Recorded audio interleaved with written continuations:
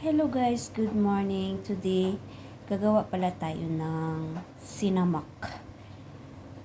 Ilonggo style. Ito, lemongrass. At saka, nilagyan ko na rin siya ng yung turmeric. Turmeric. And also yung ating sili. At saka, garlic and ginger. So ayan. At saka ayan guys, ito yung suka natin.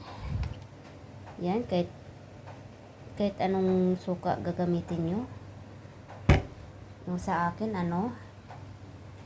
katuputi lang yung ginamit ko. So ayan. At saka yung black pepper natin. So, ayan guys. So, ayan. Gagawa tayo ng sinamak.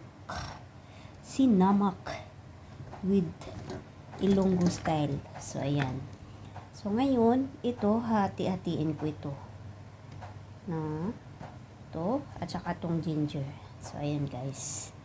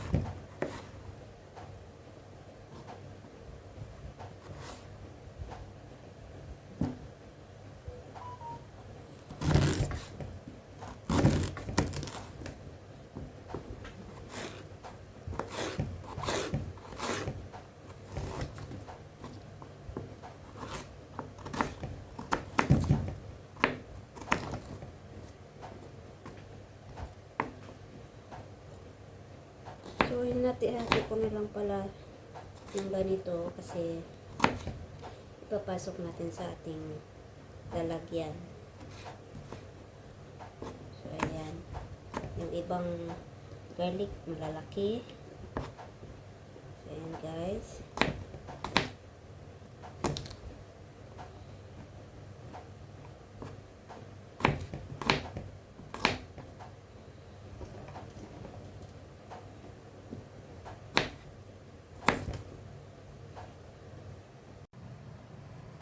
So, ayan, ipapasok na natin yung mga sili. Yung, natin, chili. Ito, lahat to ipapasok.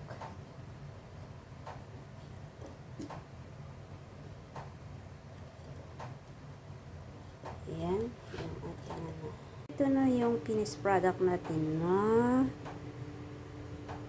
sinamak. Ayan.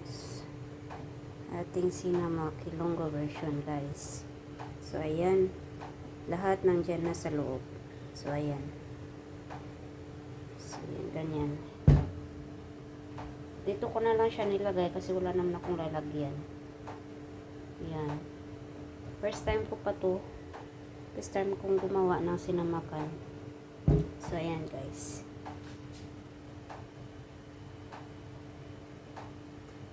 Yan, sinamakan. Yan. Thank you for watching. Bye bye. See you by my next vlog.